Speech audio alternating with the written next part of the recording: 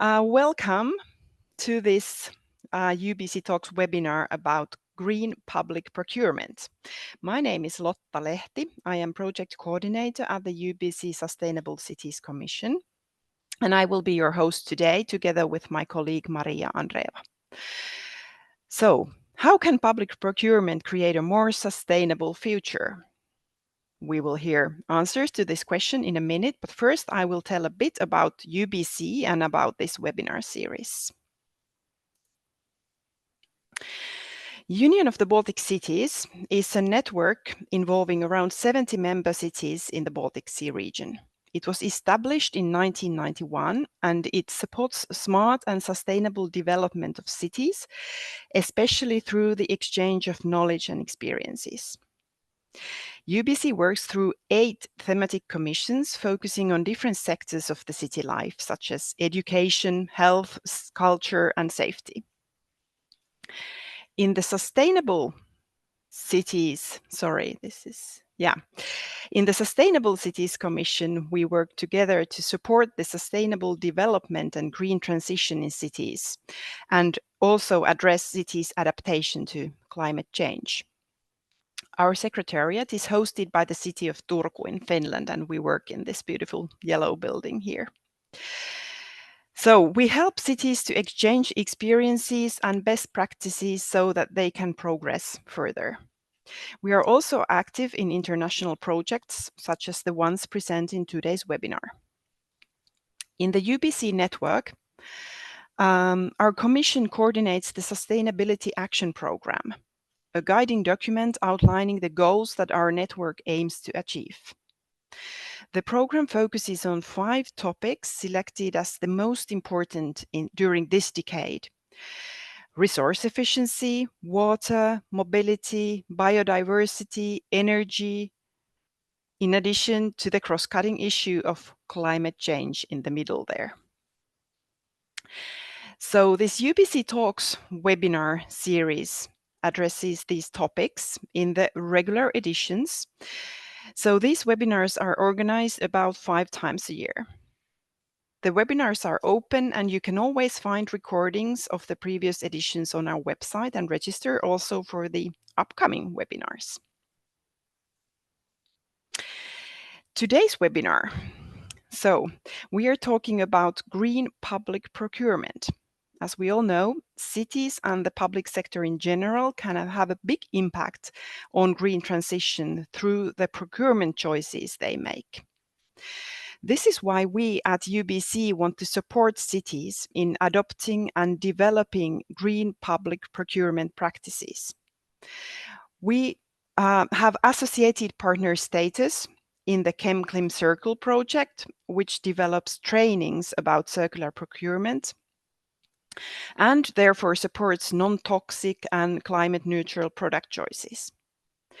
We are also associated partner in the NonHazCity 3 project, which promotes the use of toxic-free materials in the construction sector, constructing and renovating buildings. We in UBC follow these projects to multiply their results further in the region so that more cities can benefit from them. In the BALTIPLAST project, we cooperate as a regular partner and we lead the project's transfer activities. BALTIPLAST develops solutions to reduce single-use plastic, for example, in the city administration buildings, but also organizes green events and runs citizen awareness campaigns. So all of these 3 projects are presented in today's webinar. You can see the agenda here. So we start with the concept of green public procurement, guidelines and examples of it. Then we move on to the construction business and finish with single-use plastic regulation. But before we dive into the topic, I would like to remind you that the webinar is recorded and that throughout the webinar, we encourage you, all participants, to send your questions through the Q&A box that you see in the Zoom panel. The recording and presentations of this webinar will be available on the website, our website, next week. So we are lucky to hear best practices from 4 capitals around the Baltic Sea. Here you can see the experts speaking to us today, and now it's time to hear from them. So our first speaker is Anne Lagerqvist, from the city of Stockholm. And Stockholm led the project ChemClimCircle, and Anne will introduce us the concept of green public procurement and the project findings, and then present the example from the Swedish capital regarding political decisions, guidance, and action plans. So welcome everybody. And Anne, please, the floor is yours. Yeah, thank you for that introduction. Right, so let's see, that was not the first picture. So yeah, my name is Anne Lagerqvist. I work in the city of Stockholm in Sweden, and at the specific center for chemicals, the chemical center at the Environment and Health Department within the municipality. So we are a support function for the rest of the city when it comes to chemicals in any way, both in articles and materials and in chemical products like detergents and such.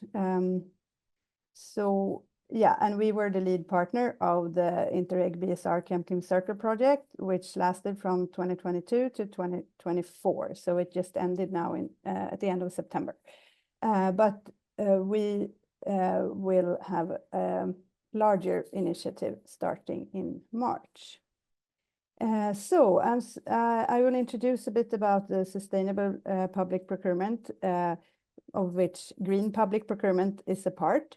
And this is all from the European Union webpage. There is a link for this one in the presentation as well.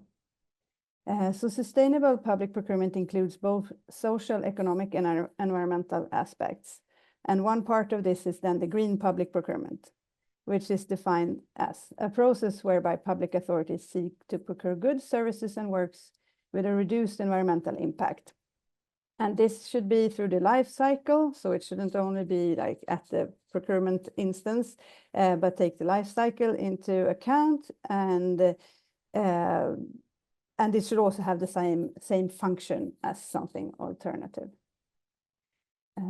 Right, so sustainable public procurement is a sort of wider term, and the green public procurement is one part of that. Yeah, so it is a voluntary instrument, but it plays a key role in the EU's effort to have a resource-efficient economy. And there are also some criteria developed from the European Commission, and countries within the Union have more of this at their national authorities sometimes. So this also follows the adoption of the Circular Economy Action Plan, and the Commission is proposing minimum mandatory GPP criteria in legislation, so that we sort of have to put criteria, making the sort of greenness at the base level. We shouldn't have stuff which is worse than that, sort of. And some countries already implemented this. For example, in Lithuania and Latvia, and also Estonia, I think. And there is talk about this also in the new directive for the eco-design directive. The eco-design, yeah. There's also a section with mandatory criteria to fill this need. And eco-labels can also play a particular role in, well, mostly in verifying compliance. So if you have set criteria and an eco-label can function as a verification for that, it's really easier than having to have all the documentation oneself in the municipality. So the eco-label does the work for you. That can be an easy way to start if not having the system or the structure for implementing GPP in the municipality yet, then the eco-label verification is a very convenient way to start. So this information here comes from the Green Public Procurement European Commission webpage, and I put the link here the presentations will be available later. Otherwise, it's just to Google it and it will show up. So they have, of course, more information than what I'm sharing here, and also these pre-developed criteria, which can be useful. And then I will speak a bit about the ChemClimCircle approach, which we developed during this small Interreg project. And this encompasses everything from needs and market analysis through the setting of criteria to follow up during contract period. And it's also important to evaluate and transfer the experience from one contract period into the next one. And this with needs and market analysis is, of course, very important to know what the municipality needs, what those in the organization who should use whatever is procured need to be a part of the process so that they have a correct assortment or a service which they can actually use. And the market analysis is there to prove that the market can actually fulfill the criteria which we want to set. And this can be done then in different ways to have the market follow our green transition. And this is, of course, outside legislation, like outside the chemicals legislation. We want to go further than that to have a push towards a better environment for both humans and, well, the rest of the globe.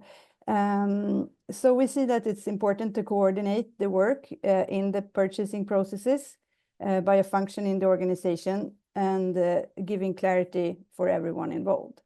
And as you see, the loop here on the side with the different colors is like illustrating this, that we have the procurement phase, the implementation, and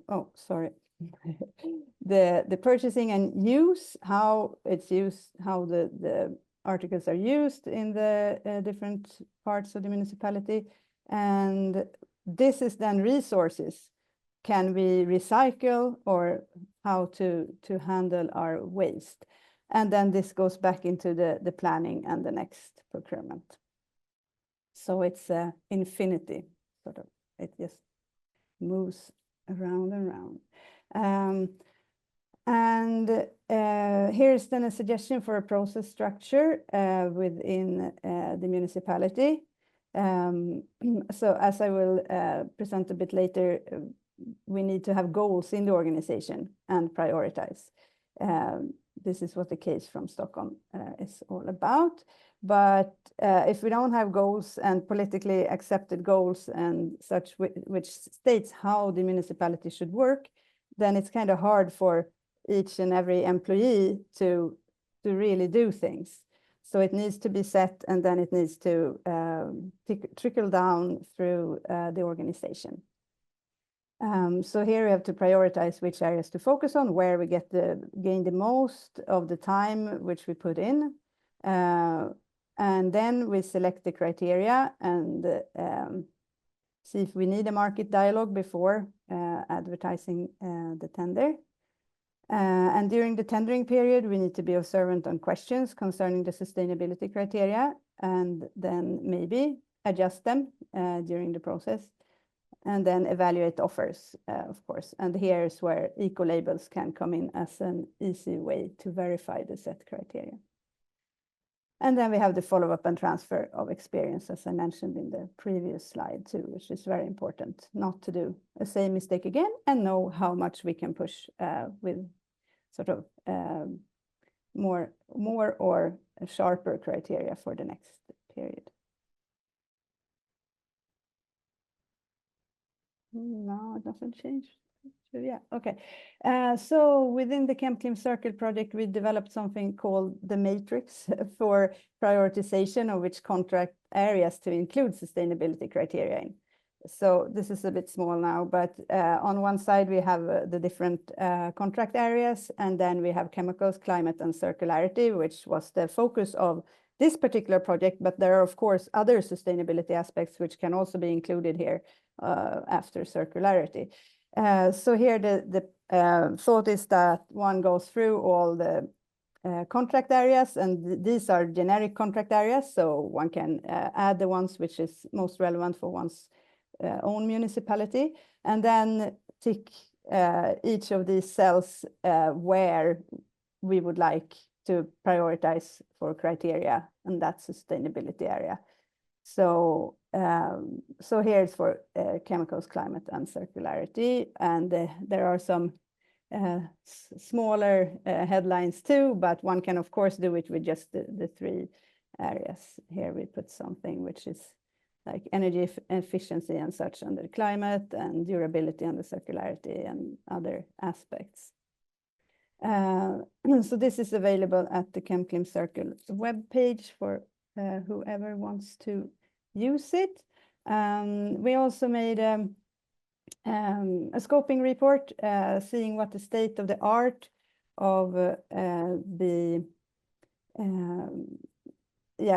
of this is in the region, and saw that there aren't many areas where we have all three ChemClimCircle criteria used.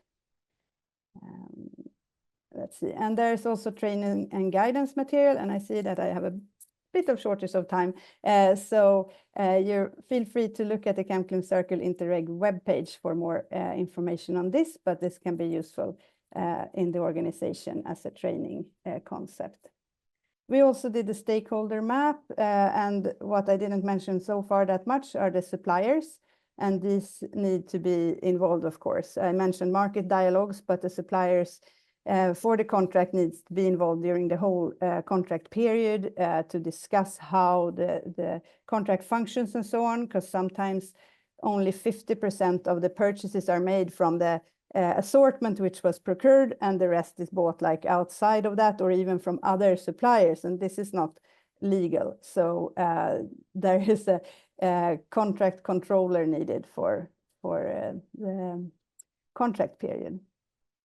Yes, so that was quite quickly about the ChemClimCircle first project, and we will have a second one starting on the 1st of March 2025. We quite recently got to know about the funding for that one that we got selected. So that's really fun to have this new ChemClimCircle project, which is also a core project, so much larger than the first one. So we're happy that we got that, and there will probably be more information shared from the large project during that project period as well. So here is the webpage for the ChemClimCircle approach, and here there are a lot of outputs and downloads where you can find this matrix, and also this a process structure and suggestion for a sustainability coordinator in these processes. So everything there is, of course, available free for all to use. Right, so then I have a small case from Stockholm illustrating this, which I mentioned about the goals in a municipal organization, that we need to have set goals in order to have this strategy of work trickling down through the organization. So political decisions guide the work through strategic documents in Stockholm. We have a program for purchasing and an environmental program, and many of these expired in 2023, so we're in the process of making new ones, but the environmental program is there. And these two connect to each other and say that we must, as far as possible, set environmental and sustainability requirements in procurement.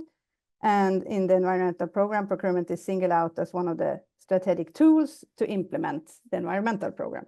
So they talk to each other, the economy and the environment here, which is good.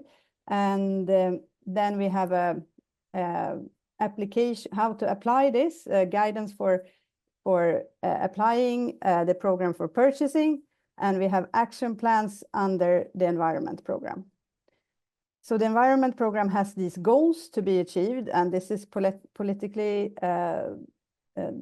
accepted, and this is how the city should work. But how to do it is presented in these action plans, which are also decided on the political level. And then the Environment and Health Department, in which I work, and we also have a Center for Circularity and other experts on these different sustainability topics. We support the rest of the city in how to fulfill the goals in the environment program. Yeah, and then in the Chemicals Action Plan, for example, which I work with most, we have prioritized contract areas for chemical criteria, and then there are also prioritized areas for circularity and climate, and they fairly well overlap. Yes. So one small example of what criteria can do.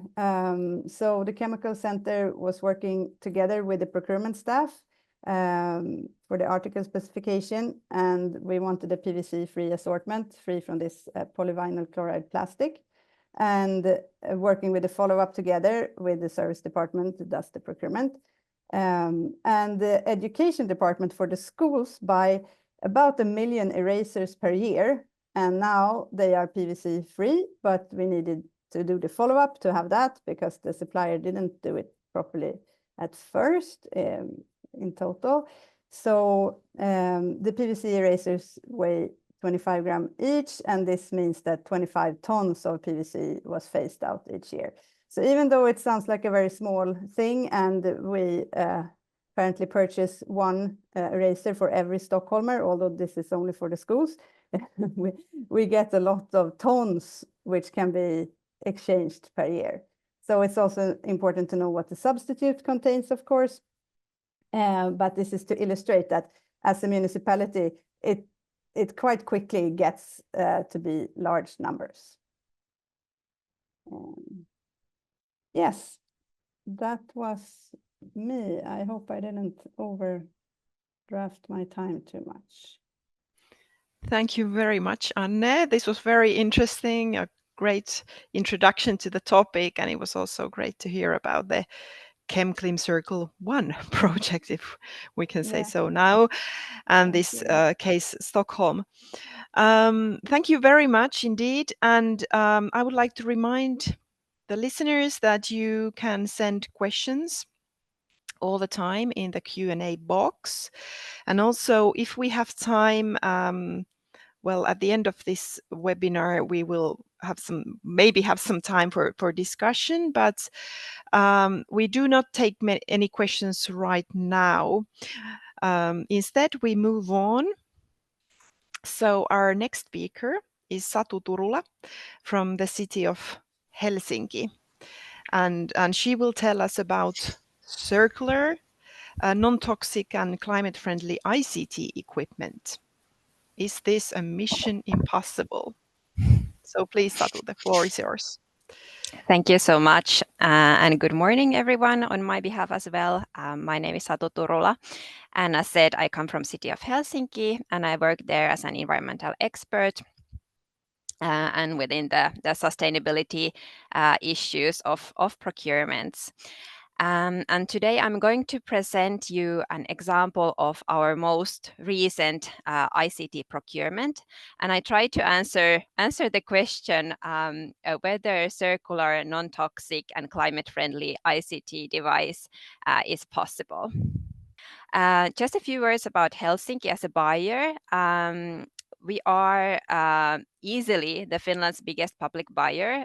Our procurement volume is roughly 5 billion euros a year.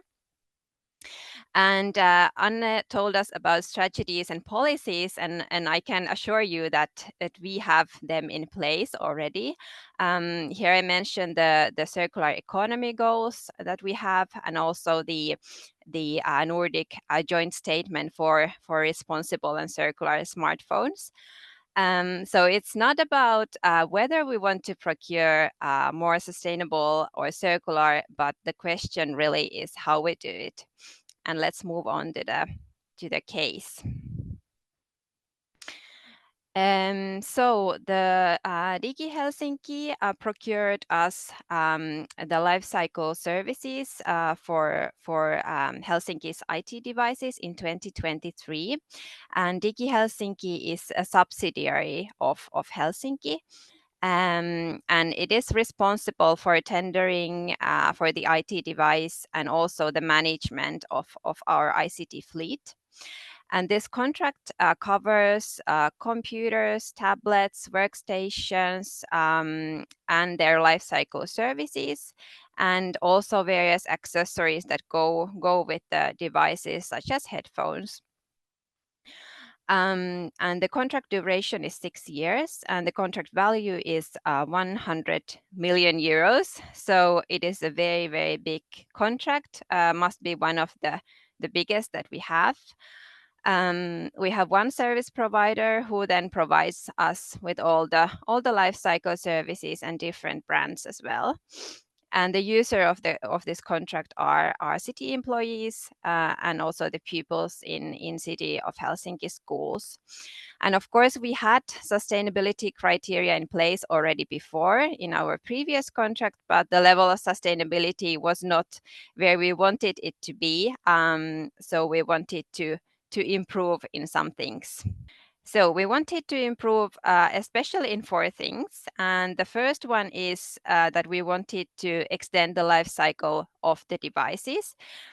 And this is because before this tendering process, we carried out a master's thesis on life cycle environmental effects of ICT devices. And based on this work, we basically knew that lengthening of the life cycle of the device is the single most important thing that you can do to minimize basically any sustainability issue that comes when the ICT devices are made. So we wanted to stress especially this. And the second one was that we wanted to implement a supplier code of conduct and wanted to start investing in the sustainability of the supply chain. The third one was to organize the reuse and recycling as responsibly as possible. And the fourth one was to add some requirements for the management of harmful substances that we hadn't done in our previous contract. Next, please. So this is a very exhausting slide, and I'm not going to go through all the bullet points, but I just wanted to give you something like a tangible outcome that you might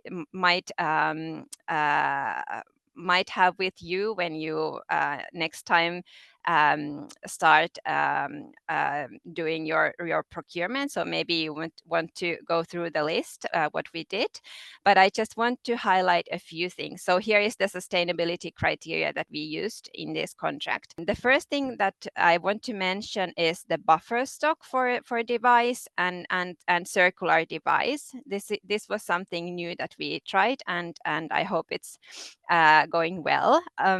So the buffer stock means that, for example, when a person leaves the city service, the device that is unused then is returned to the supplier's buffer stock. And from there, it is circulated to the next user. And the supplier is required to provide us with the device from the buffer stock that is primarily used. So the first thing is to provide us the used device. And this is very good way to work with things. The second thing was that we applied the TCO certification, and all the screens were TCO certified. And then we had for workstations that additional points were awarded for TCO or EPEAT certified devices. And actually, I think it was so that the Windows using workstations that we have are now all TCO certified. So it's very, very good. And the third point was that we required warranty and out of warranty maintenance service for the device to make the device life cycle longer. Then we also wanted to highlight a few environmental issues that we saw that either need extra attendance or then cannot yet be covered with strict minimum criteria, for example, the harmful substances. We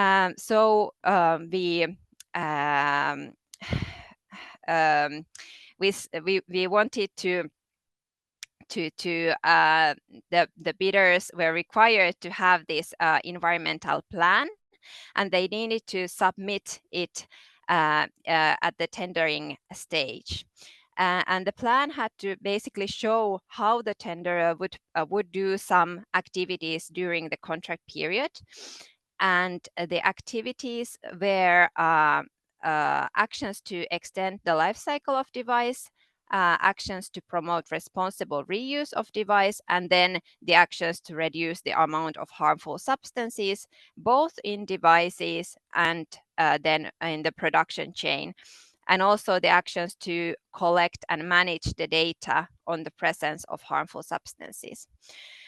And then the environmental plan will be reviewed at the first contract monitoring session. I hope it is already reviewed. I was not present there, but I hope it is.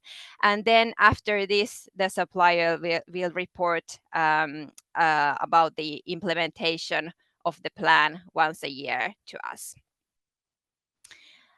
And then I have my last slide. So the question in the first slide was that is it mission impossible to have circular, non-toxic, toxic and climate-friendly ICT device? So I would say yes. Unfortunately, for now, at least for us, it is impossible.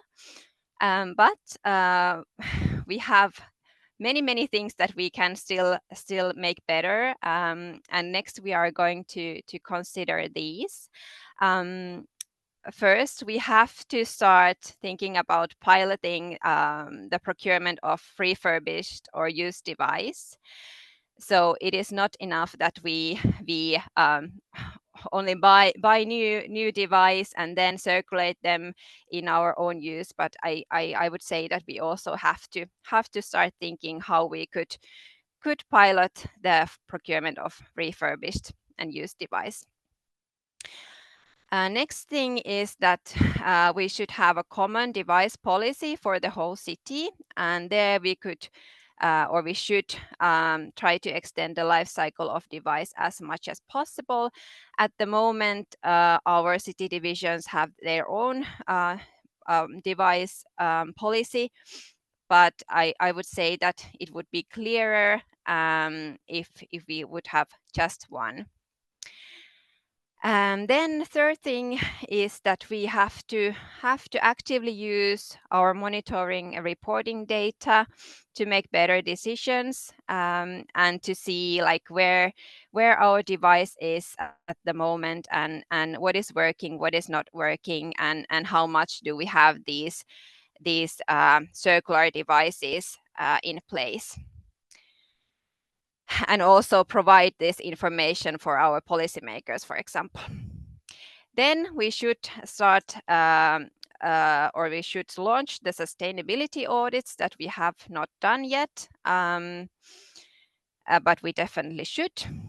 And then we should introduce some criteria for reducing harmful substances that we couldn't do in this round, but maybe for the next round. Of course, TCO certification covers also harmful substances, but then the TCO doesn't cover all our device that we have in the city of Helsinki.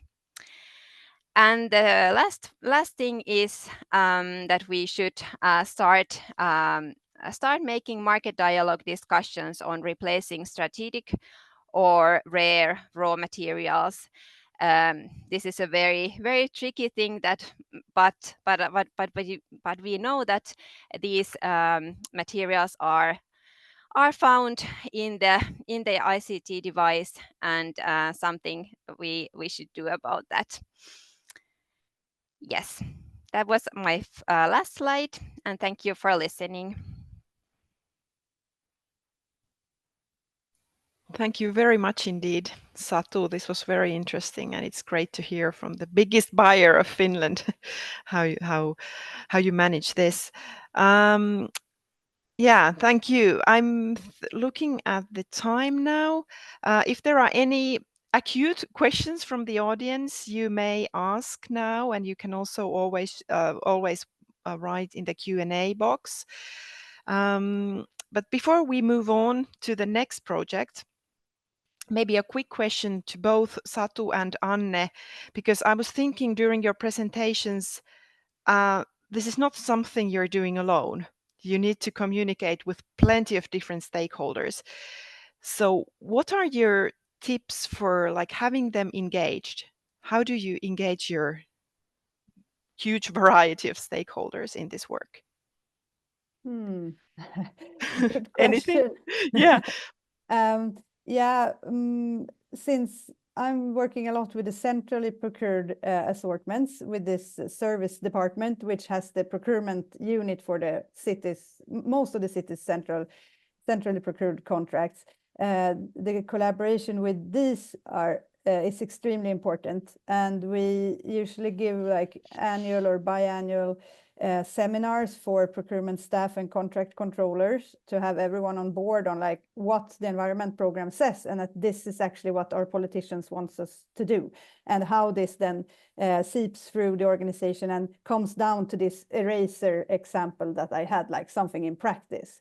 So we both work with those, and also at the city executive office, they have some of the centrally procured areas, for example, the ICT equipment. So we need to work, collaborate a lot within the city, and also with the different units like preschools, elderly care, and so on, so that they know what's inside these procured contracts, and that they actually purchase what's in the assortment, and don't go outside the assortment or even to another supplier because that's what they used to do, or something like that. So that contact has to be good as well. And then it's of course the suppliers, and here is where we would need a bit more actually of effort to have a dialogue with suppliers which are not in the current contract, to know what the market is developing during our contract period, in order to not have the same supplier over and over again, because we put the same criteria and they fulfill them, so they get the contract sort of. So to have this healthy competition, we need to talk to more suppliers. So yeah, there are a lot of stakeholders involved, and in Stockholm we're happy because we have a lot of experts on sustainability, and we have time dedicated to do these things and participate in these EU projects and so on, but not every municipality can afford that. So this is also, we can do something for others as well if we use our power for purchasing. Since we're the largest city in Sweden, we could sort of pave the ground. And we also have many other municipalities which are working with this, like Malmö, Göteborg, Västerås, and yeah, many which do efforts. But yeah, so together we can go somewhere. Green. Great, thank you. Yeah, yeah, indeed, you are like leading the way. So yeah, a lot of communication, but even more is needed. Maybe that's in a nutshell. Yeah. Okay, great. What about Satu? Yes, many very good points from Anne. If I just can add a few things, here in Helsinki we have this internal sustainable procurement group in place, and we come together 4 times a year. So it's a very good way to change experience and also apply some new ideas. Then, of course, we have market dialogues during the procurements. It's very, very important to have those in place to get those new ideas from the market.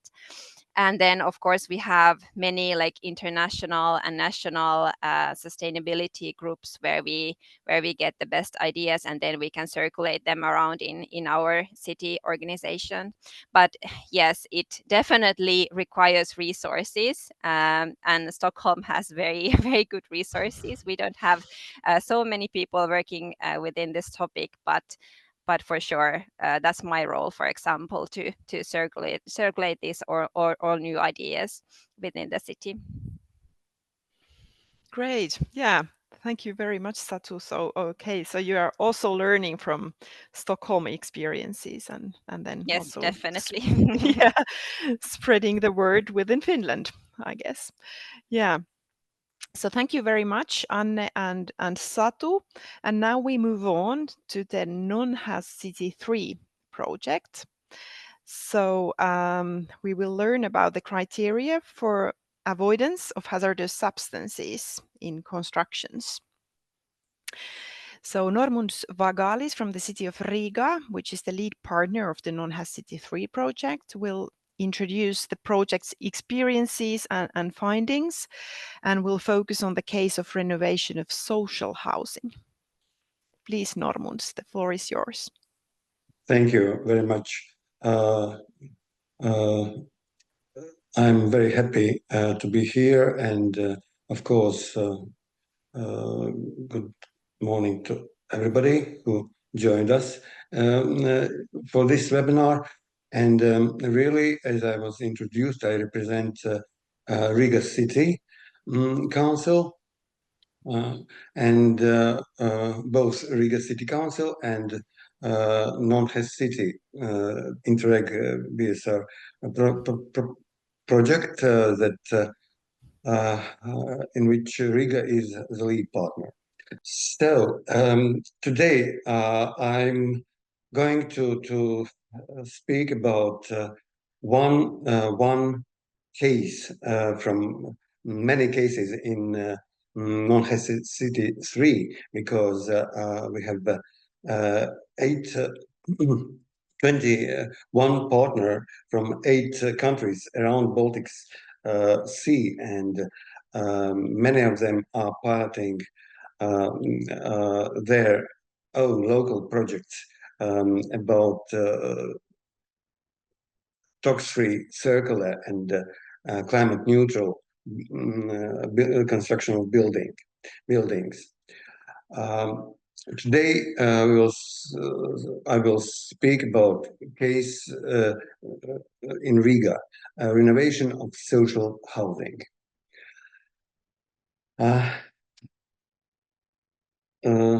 Small introduction for those who may be not so informed about what is going on in Latvia. Riga is the biggest city and the capital of the state, and more than 600 inhabitants live in Riga. And we have, as in most Baltic countries, we have a heritage from previous Soviet times. I would say that this slide shows that 70% of residents in Riga live in housing built in Soviet times. And from that time, we also inherited all issues, problems concerning building materials and the problem of renovating such buildings. Riga has, of course, a vision for sustainable construction, and Riga municipality aims at developing a sustainable, environmentally friendly, and energy efficient city. There is an emphasis on sustainability as a guiding principle in municipal projects and renovations. And additionally, the role of international and national frameworks is highlighted in municipal planning. One of such municipal projects, and I was very lucky to be part of it is NonHazCity 3. As I mentioned, Riga is a lead partner in this project. Its objectives are to reduce hazardous substances in construction in order to preserve aquatic environment, protect human health, promote sustainable construction. And priorities for municipal buildings are 3: non-toxic, healthy to residents, and climate neutral. NonHazCity offers a comprehensive set of information materials, tools, training courses for entire process from planning, recruitment, and construction to certification. I would say that we could divide in two parts: strategic planning phase and technical implementation phase. And these solutions, some of these solutions are for this strategic part, needs of investigation of the situation with the building, visions and very important ambitions of local government in this process. And of course, two major things: market analysis and market dialogue, which are to prepare for a real tender.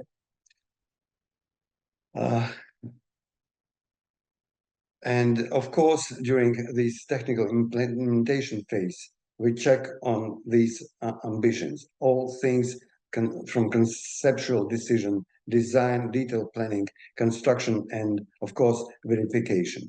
Everything goes into procurement. A bit more about NonHazCity products. We have our team worked out a lot of them, and I would mention, of course, this strategic guide for local authorities that contains recommendations for the development of customized strategic solutions to increase the efficiency of administrative processes. Our brilliant catalog of substances in building materials.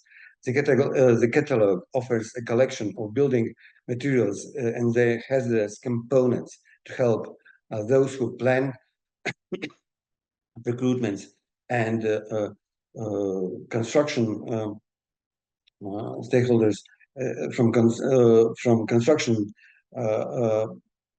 to select right green products. And the step-by-step guide for process management that provides recommendations for the selection and application of various methods and tools in all construction phases. Also, fact sheets for construction professionals have been created that increase their knowledge of chemical aspects and relate them to the circular economy of materials and the energy efficiency of buildings. We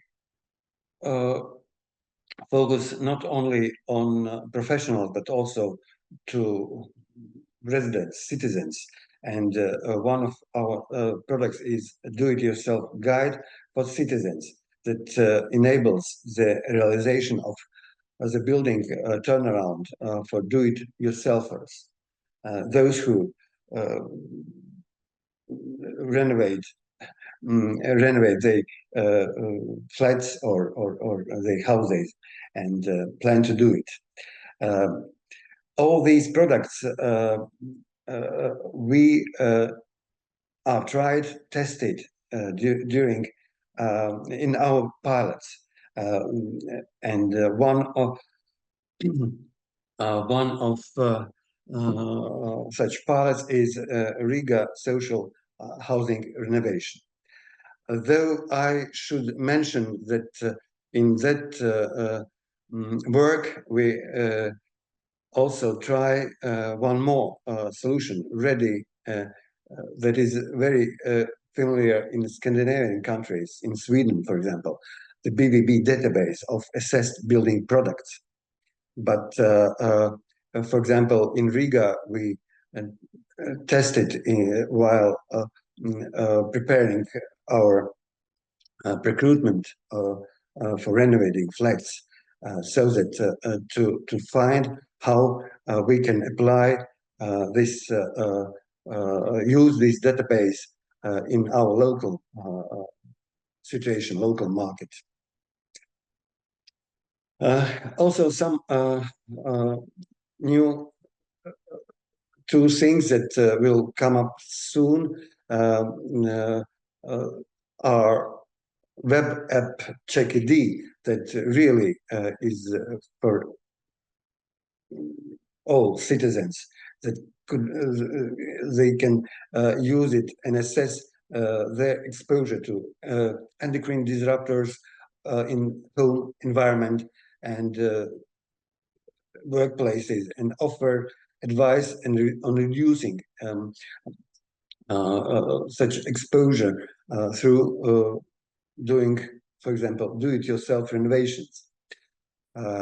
And one more product is our training modules that experts from NonHazCity prepared for public authorities and construction industry, and we use this three-pillar approach: non-toxic, circular, and climate-neutral approach, and concepts and methods in these training modules. And as I said, Riga is actively participating in piloting such renovation, and we had from the very beginning and somehow as a dilemma whether we would like to build new house or renovate existing, and we decided that it would be a good learning for us to try to renovate.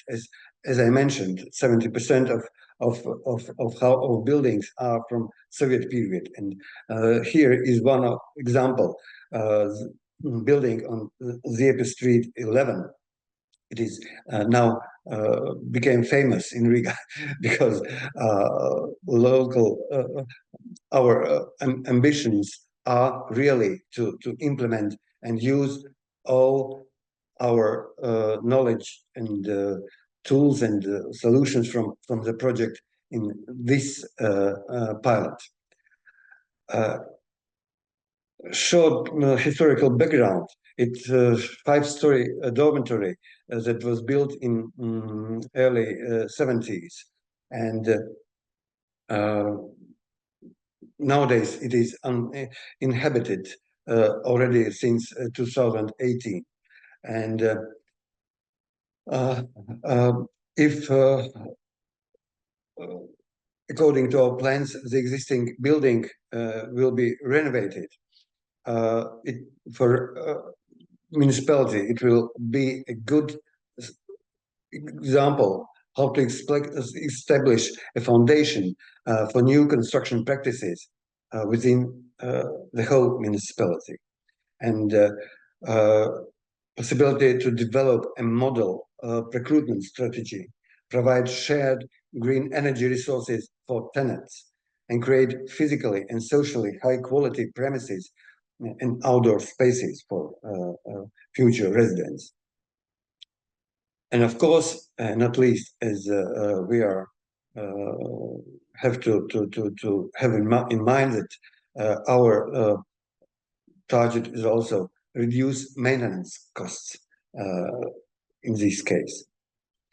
After reconstruction, these I would say ruins now possibly will be rental municipal rental apartments that will include larger apartments for larger families.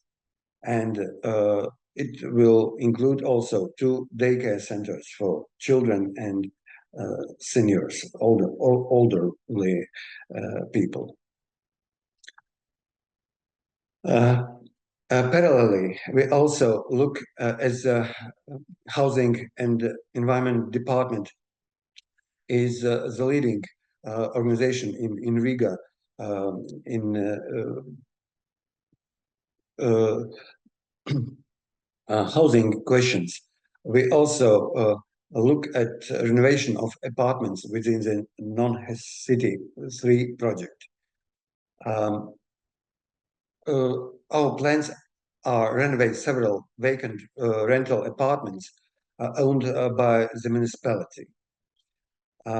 We will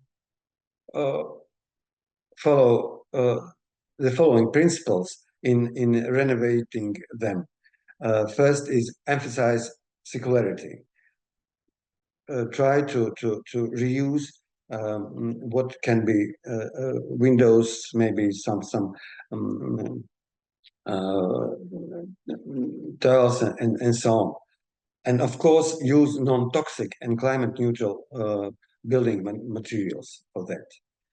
It will create, of course, first of all, benefits for tenants. It will be suitable for families with respiratory diseases, for example, asthma. And of course, we'll have longer lifespan for building materials. And of course, more convenient maintenance of living spaces that will become in good technical conditions. This picture was taken from my archive. It was from 2023, but I hope that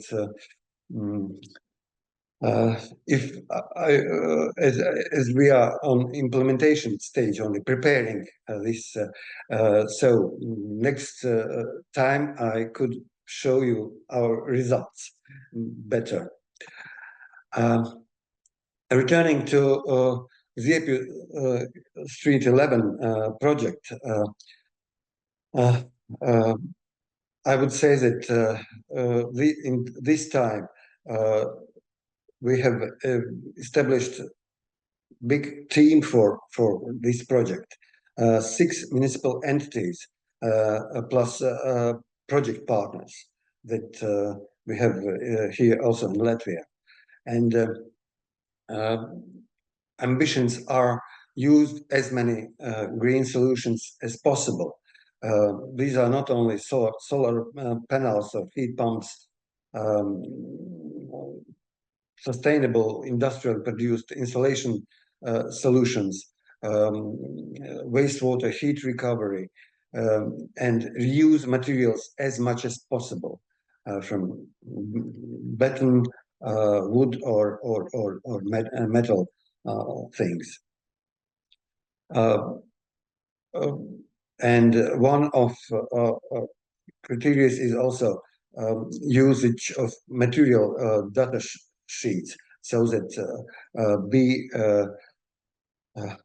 know what we are putting into this building, so that in due time we can safely plan for renovating in future. And of course, use of tox-free materials, as I mentioned: concrete, steel, wood without harmful coating, PVC windows without hazardous substances. I will say some words about status of the development of the pilot. Very big preparatory work has been done, and it started long before NonHazCity actually started. As I mentioned, 6 municipal entities are involved, and we made comparisons of different renovation scenarios.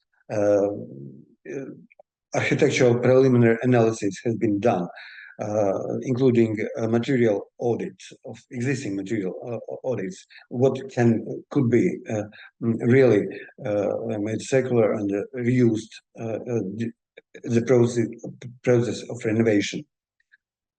And also the procurement has been already started. It was decided that the best method will be contest dialogue, which we divided into stages. And we now really here in the first stage today, when we received applications and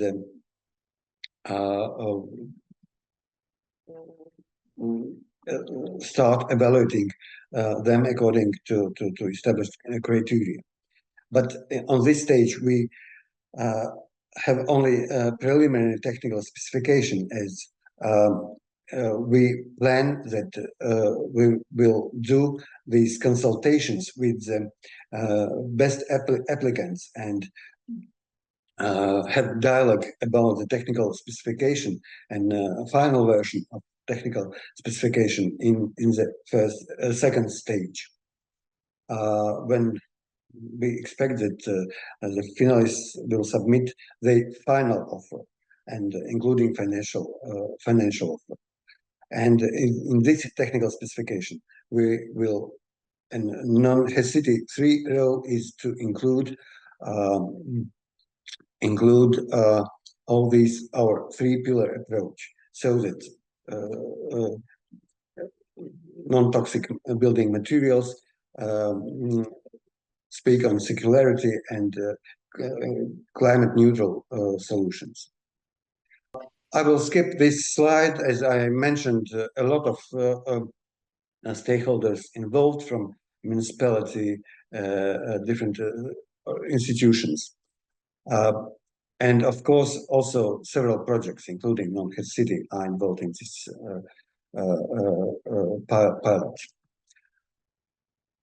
Solution that we testing within this pilot, not only trying to implement green public procurement that in Latvia is mandatory, by the way, only those criteria are not so focused on chemicals, maybe more on energy efficiency. And it's as we say in NonHazCity, it's really important for local authority to put decide on level of ambitions here. And as I mentioned in previous slides, we have very high ambitions to really build green and non-toxic building. Of course, we also tend to utilize a competitive dialogue as a tendering procedure to collaboratively develop the final technical specifications with the finalist. And the third one is our use and check of BBB database, so that it is really a ready-made tool for us that can be used not only by municipal experts, but also by construction professionals. Here is a slide about renovation of municipal apartment, which, as I mentioned, will be done parallelly to this big pilot, and we will also incorporate all these solutions and into this renovation process, and of course in procurement.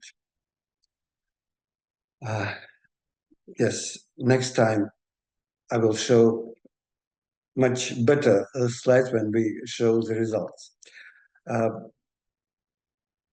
What I would say is that it is a bit too early to speak about learnings, as we are only in the middle of implementation, but still I would try to say that for Riga, local municipality, is very important that we engage top management and their leadership, so that and really create this awareness among them about our issues and our plans.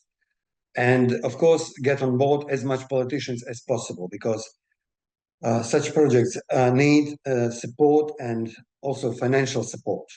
So it's for us, it's most critical thing. And what I know that you can never know everything. So we are in the process and learning our steep learning curve in this project. More about NonHazCity you can see on our page in Interreg Baltic. So, and thank you for listening. Maybe I hope that the results will be more speaking about themselves better next time. Yeah, thank you. Thank you very much, Normunds, for this very interesting presentation about the hazardous substances in our built environment. It's quite surprising indeed to know what there is, and thank you for presenting all this work that you are doing in NonHazCity 3 project. And it was also very nice to see the built environment of the city of Riga a bit outside of the city center, because that's what we usually see as tourists visiting the city. So thank you very much for this. And yeah, everybody, please add your questions to the Q&A box. But I think we will move on now directly to the last presentation of the webinar. Yes, and I also wanted to say, by the way, that all the presentations will be available on our website together with the recording of this webinar. So also the points that Normunds had to skip, you can check the slides there. But yes, now it's time to move on to Tallinn. So our last speaker today will tell us about the work of BALTIPLAST project on regulating the use of single-use plastic. So Liina Kanarbik will present the guidelines and green events criteria developed and applied in the city of Tallinn. Hello from my side. I am Liina Kanarbik from the city of Tallinn. And as you already heard, very nice presentations regarding the procurements and how to set the green criteria there.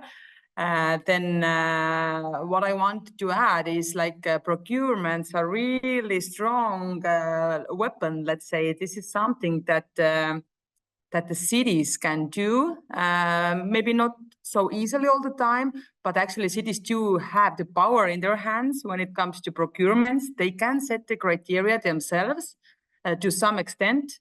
And, you know, sometimes the cities do not have to wait for regulations that come from EU or come from the government.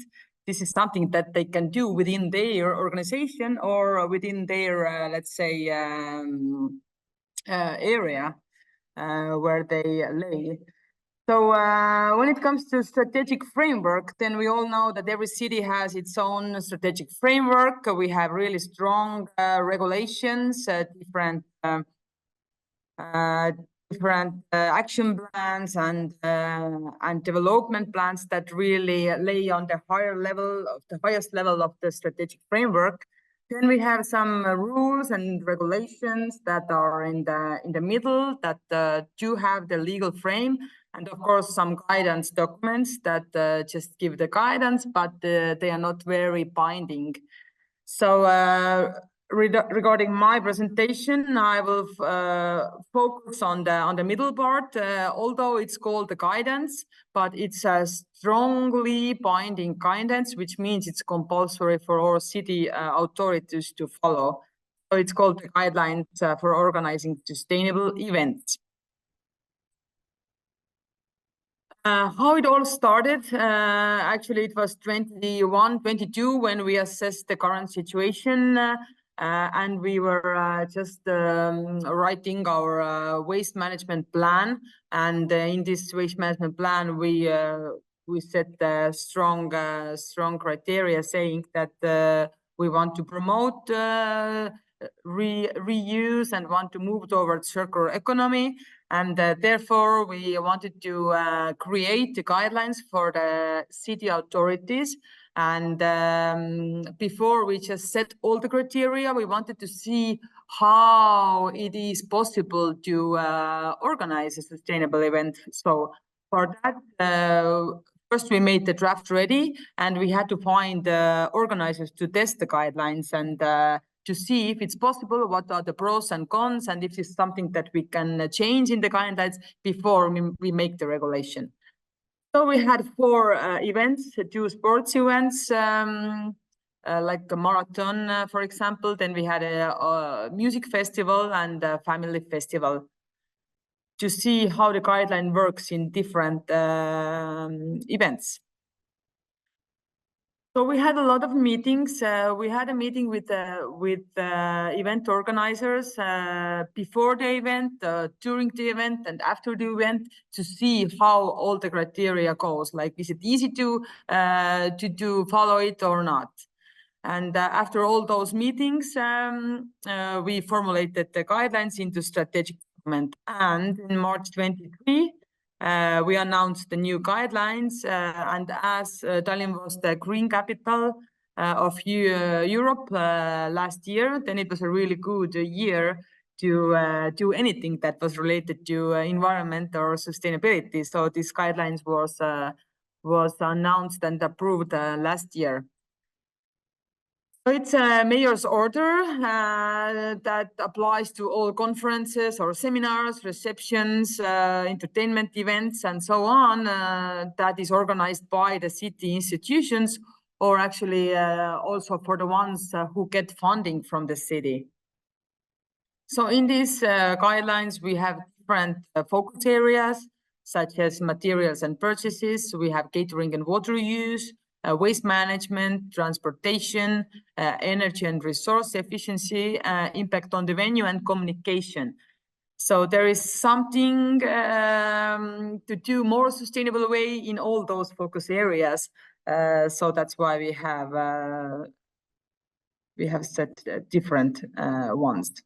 When it comes to materials and purchases, then in these guidelines, you can see that all the decorations, when it comes to, I don't know, a stage where there are different speakers, for example, then all the decorations there must be reusable, and you have to rent instead of buying.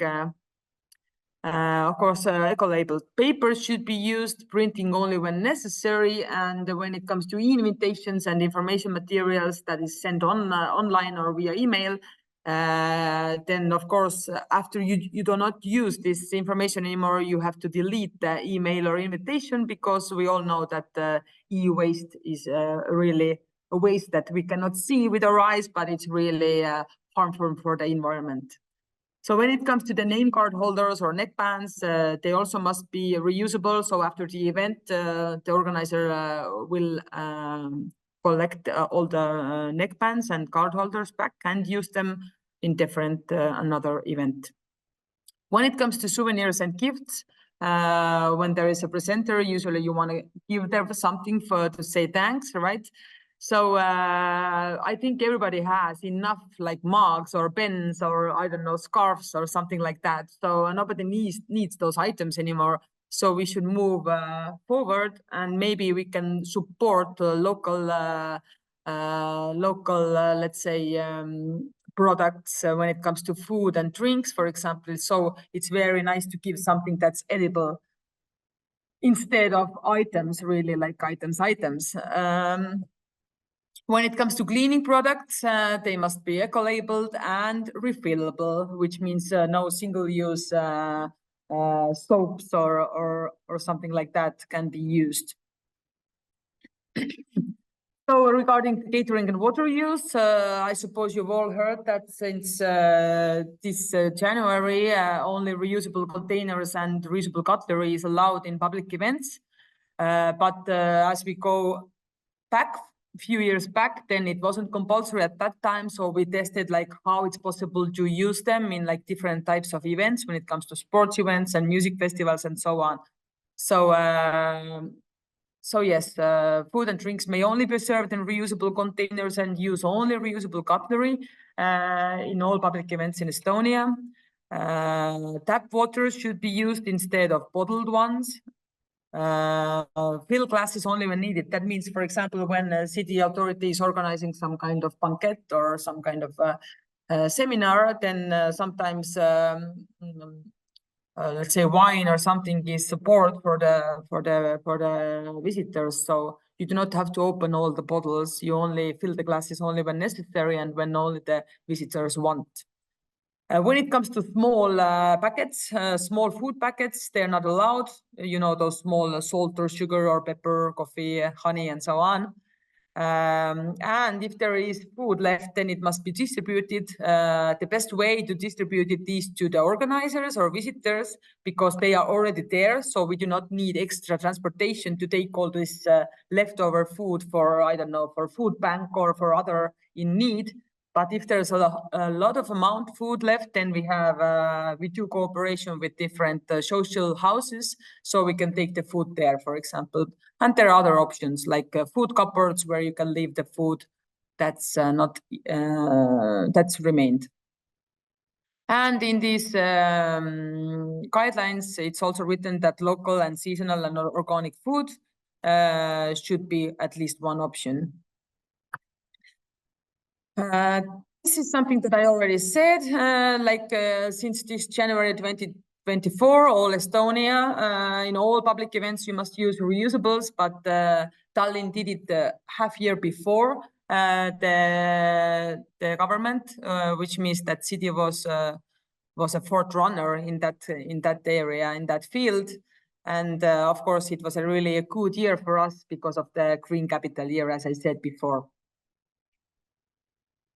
So instead of a lot of littering in mass events, we now have those deposit cups and plates and cutlery in all public events in Tallinn.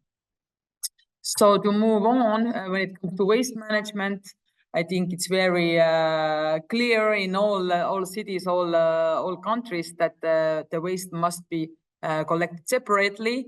But it's also written in our guidelines that you must have the separate bins, depending on the event. Of course, you do not need all the bins. It depends whether you have a sports event or music events or what kind of waste is generated in that typical event. You must have the pictograms to make it clearly visible in different languages. And when you are using reusable dishes and cutlery, then they must be collected separately, of course, and the container must be really clearly visible. And like you can see in this picture, it's yellow, so it's totally different from the waste bins. And actually, after the event, the organizer must send us the proof of documents of separately collected waste. So after 30 days after the event, they must prove us that all the waste was collected separately. So when it comes to transportation, of course, it would be much better if all the visitors use public transportation or come on foot or by bicycle. So therefore, this event venue must be accessible on foot, by bicycle and public transport. And when it comes to the invitations or marketing materials, it should be written there, like how to come, with what type of transportation to use. And if we are organizing, let's say, city authorities, some kind of private events, then we should use, the shared cars. It's not okay for the environment when everybody comes by their own car. And bicycle parking area should be next to the event venue. Very typical points that's listed in the guidelines. So when it comes to energy and resource efficiency, you must save energy, and permanent electrical connection should be preferred, which means instead of generators. But of course, when it comes to some event venues, they are still using the generators as they don't have the enough, let's say, permanent power there. And impact on the venue. So after the venue, of course, it must be cleaned. That's clear for everyone. And fireworks is not allowed. Light installations are allowed. So this is something new also. When it comes to communication and sustainability, then actually the right communication is the key to success. So if you announce the visitors and organizers like before the event, like how to organize the event sustainable way, like can I bring my own reusable dishes? Can I bring my own water bottle? Can I refill my bottle there? Like all those, if all this information is written somewhere on the web page or on the invitations, or maybe you have a host in the event, you can announce all those criteria there. Then the event is goes more smoothly, let's say. For example, we are in some events we are using green ambassadors. Those are, let's say, like people who give advice when it comes to waste sorting or using reusable dishes. So they are really helpful for the citizens, for the visitors, like, and at the end of the event, you can see like everything is sorted correctly and all the dishes and cups are returned properly. So these are the main focus areas in these guidelines. It's not like it's not compulsory for everybody who is organizing a public event, but it's compulsory for the city authorities, as I said before. So you don't have to make a procurement and write the criteria, green criteria there. You can also make like that kind of guidelines as we did in the city of Tallinn, and make some special, let's say, focus areas and special things compulsory for everybody to follow. So that's it from my side. So I hope you got a nice overview of that guidelines. Thank you. Thank you very much, Liina. This was really inspiring and very concrete, like measures and tips. It sounds like a huge success story, but please tell us, have you faced some problems when implementing these? Well, of course. Yeah. Come on. If you have a regulation, if it's something that's written in the law, there are always people who do not follow the law, right? We like there are many people like you. I suppose you have crossed the street with a red light, although it's not allowed. You still do it. So when it comes to this regulation, then and our guidelines, of course, we have sent these guidelines to all the city authorities. Like we have a lot of them, like everybody does. And let's say somebody receives the email, reads the guidelines, maybe does not read the guideline, or just deletes the email. It stays in a shelf somewhere. Nobody knows that we have that kind of guidelines, let's say. So what it means like many city authorities do not even know that we have that kind of guidelines that's compulsory. And that's why we make info seminars, info days, and we after some time we remind them that we have that guidelines. And so yeah, it's step by step we're getting better results, but we still find city organized events when we go there and we find out that they're using single-use dishes, for example. So it's not so positive all the time, but it's the beginning. But at least we have the guidelines. It's a strongly binding guidelines, and from this on we can do better and better. Yeah, great. Yeah, you have to be very patient with the implementation and repeat the guidelines and so on. We have a question in the chat. It's about food. So did you try to include vegetarian or vegetarian plus fish as the only option in your catering guidelines, and how was the response if you tried this? But yeah, we have tried to use only vegetarian and only vegan, but unfortunately we are not there yet, because I know that Helsinki is doing much better regarding, you know, those vegetarian and vegan food, but yeah, I'm sorry, Estonians are not ready yet. As long as we have at least one option, that's something good for us. But for example, if I organize events, then I do not add any meat there. So it depends who is organizing. You can always do more, right? It's like basic, but you can always do more. You can always set stronger criteria when it comes to food or donation or whatever sustainability criteria, for example. Great, thanks. So that's something for the future then. Yeah. Yeah. Any other questions from the audience, or everything is clear? So I would then like to conclude this session. Thank you very much to all speakers, and thank you for all listeners also. So I hope you have all learned something new about green public procurement, and you will bring something back to your own organizations about the methods of green public procurement or the experiences also in the construction sector, and also regarding these guidelines for cities and the single-use plastic also. So all in all, I think great work is done around the Baltic Sea, and please spread the word and continue collaboration with others and keep up this good work. So thank you everybody so much for joining. You will find the recording of this next week in our website together with the presentations, so you can spread the word about those as well. And this was the last UBC Talks webinar of this year, and more is coming next year, so stay tuned. The schedule of our next year's webinars will be announced in our upcoming communications. So thank you very much, everybody.